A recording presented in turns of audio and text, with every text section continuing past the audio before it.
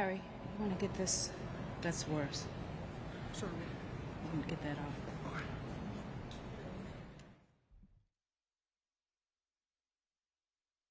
Good afternoon, everyone. Like many issues facing our city, COVID-19 has exacerbated long-standing, persistent challenges. This is especially true for individuals who are vulnerable because of substance use disorder, mental health, and homelessness. To address these challenges, our public health teams have been on the ground, providing life-saving support to the people suffering with addiction and homelessness, most of whom are from cities and towns from across Massachusetts and beyond. This year, the Boston Office of Recovery Services has had over 21,000 interactions with individuals on the street, making over 6,000 referrals to services. On an average, this outreach team reverses 4 to 5 overdoses a day. Despite the ongoing work, the scale of the opioid crisis, coupled with the COVID-19 pandemic, has driven an increase in homelessness and people living in tents, making it extremely difficult to reach and treat those in need. To be clear, tents are not appropriate for housing. They lack clean water and adequate hygiene facilities. Even more concerning, these tents have become the site of infectious diseases, sexual assaults, human trafficking, potential overdoses, and violence. We cannot let our most vulnerable residents continue to suffer in these encampments. To address this crisis, I've asked the Boston Public Health Commission to utilize all tools at their disposal. Thus, the Commission has declared substance use disorder, unsheltered homelessness, and related issues in the City of Boston a public health crisis. In addition to this declaration, I have issued an executive order to help address the crisis. This order will promote the health and safety of our most vulnerable residents and the general public. With a focus on public health, the executive order will establish a central coordinating team made up of city and state partners who will identify shelter and treatment options available through the region, as tents and temporary shelters will no longer be permitted in the City of Boston.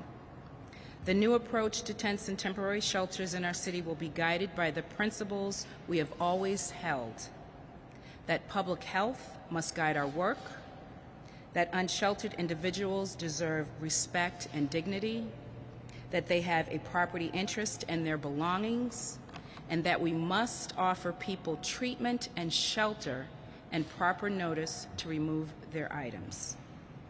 We also understand that some individuals may refuse help that they've been offered. In this instance, enforcement will be used, but only as a last resort.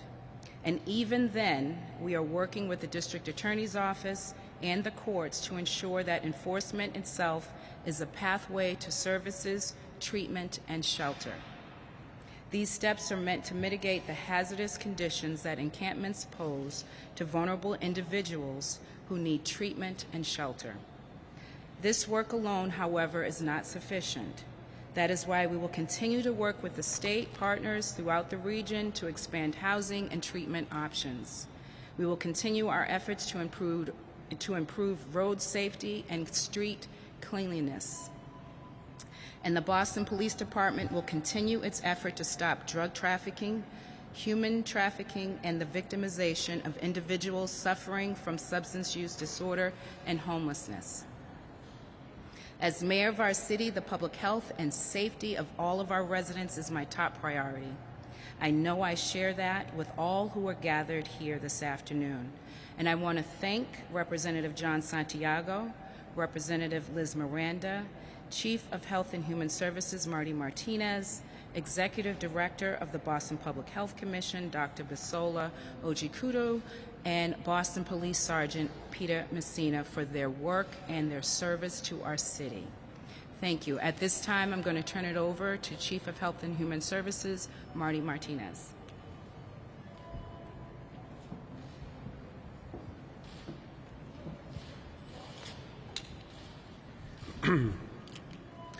Thank you, Mayor Janey.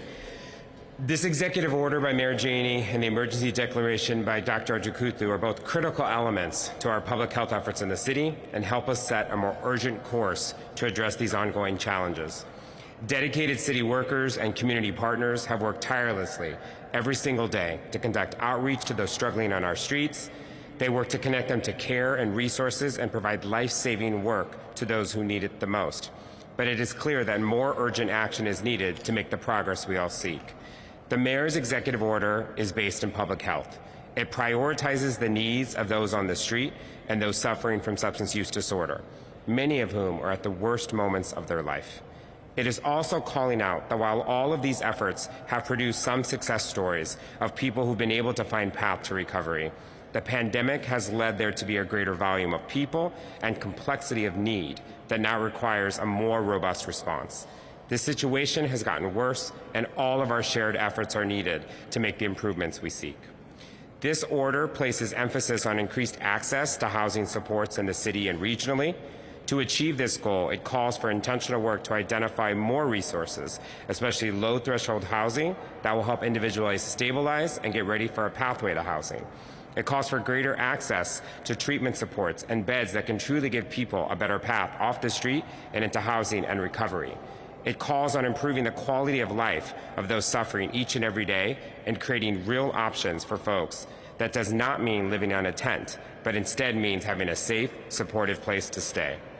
There must be better options, and the executive order calls on us to create them. It calls on greater enforcement to protect those who are being harmed and victimized by addressing the increase in crime and violence in the neighborhood. And finally, the order highlights the need to strengthen coordination and partnership, both across our city departments, but also with our state partners. A coordinated leadership structure will allow us to address these issues in real time and with real solutions. While the city and our partners have worked to create solutions on the ground and to address systemic barriers that are real obstacles for people, we know we must tackle this with new urgency and intentionality. These orders will allow us to do just that. With that, I thank you. Are there any questions?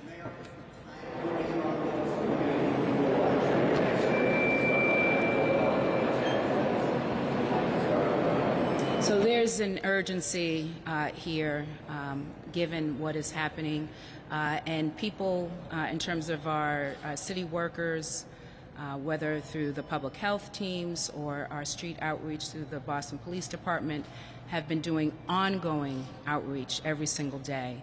You know, it is our goal to make sure that we are implementing this as soon as possible.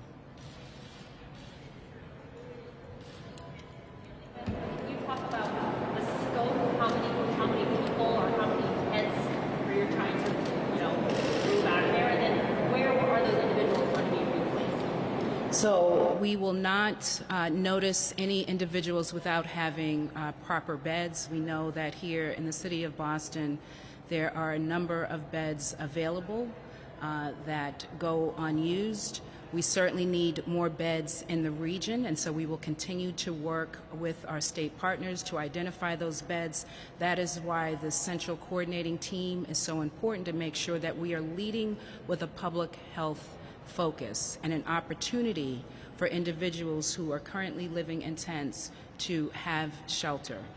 There are a number of tents that are currently out in the Massachusetts Avenue and Melnia Cass Boulevard area, as folks know, and we will continue to do outreach on an ongoing basis to offer alternatives.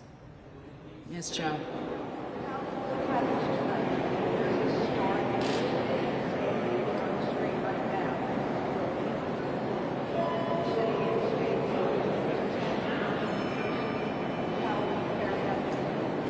If folks are looking for a magic moment where poof, everything is gone, that is not how addiction works.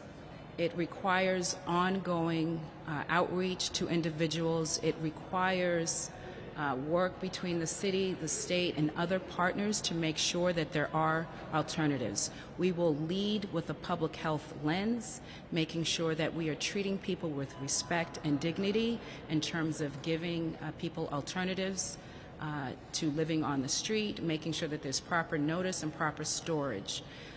The work has already begun. To answer your question, there was a meeting of the coordinating team this morning, and that will be ongoing.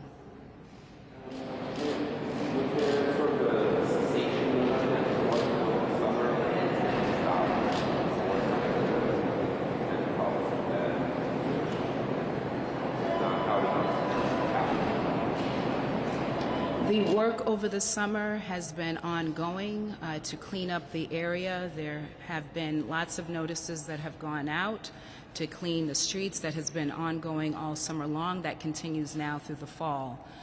What has happened during that time is that once the street was clean, we see that tents have come back again. This continues to pose a threat to all of the individuals who are most vulnerable, who are living on our streets, who become victims to sexual assault, human trafficking, all kinds of problems in this area. And so it is not safe for any individual to be living in these conditions. And we want to make sure that we're doing everything that we can to provide alternatives.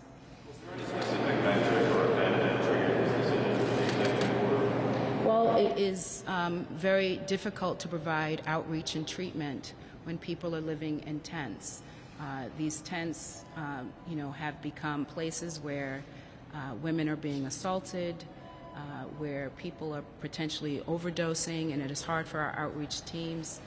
They are growing in number, and the more that the encampments grow, the more difficult it is for our teams to provide the services, to provide the treatments and the opportunities for alternatives. And so it is an urgency that is required. This is why we have the public health declaration, and we are accompanying that with the executive order. Estimate of the number of individuals who need to place the tents? Well, I went over the numbers in my remarks in terms of the number of interactions our team has had with individuals. There are a number of tents on any given day that are out on these streets, and the goal is to provide housing and shelter.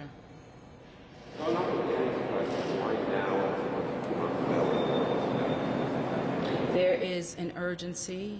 This is a public health crisis, as has been declared by the Public Health Commission, and we are going to do everything possible to make sure that we continue our work as a city and our collaboration with our partners to address this public health crisis. One more numbers question, forgive me. How many open beds are there in the city of Boston? I think right now there's about 170, but I can turn it over to Marty, who can give a more specific number.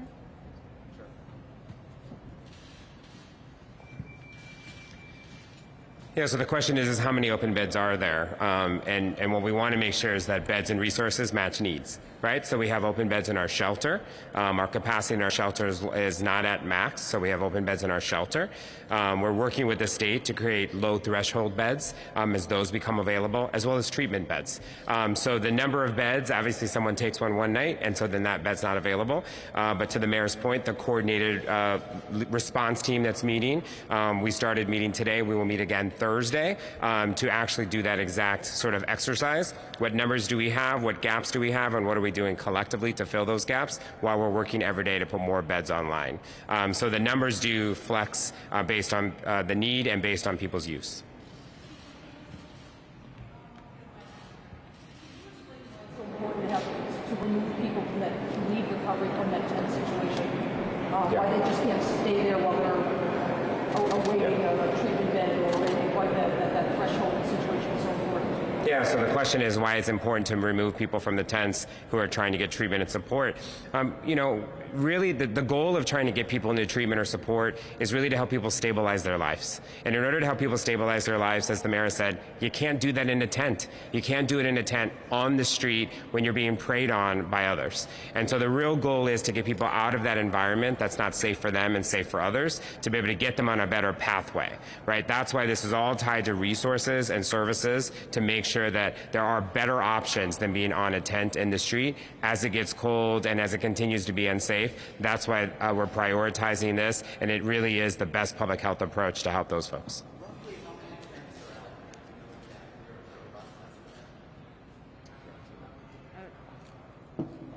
As with the shelter beds, that fluctuates. It has been growing over time, and one tent is too many.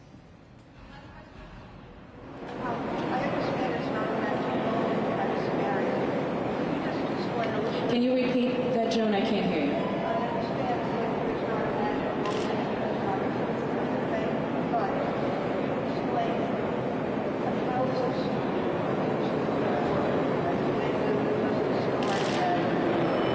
I can't hear your question. I think you're saying, how is this going to work? This is ongoing work. It is work that will continue to be collaborative.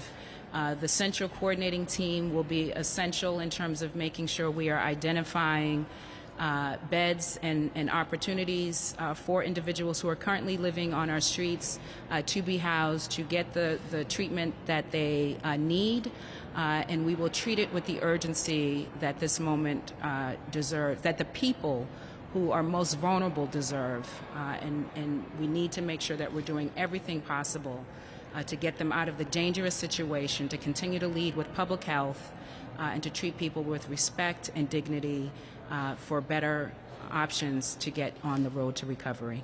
Thank you so much.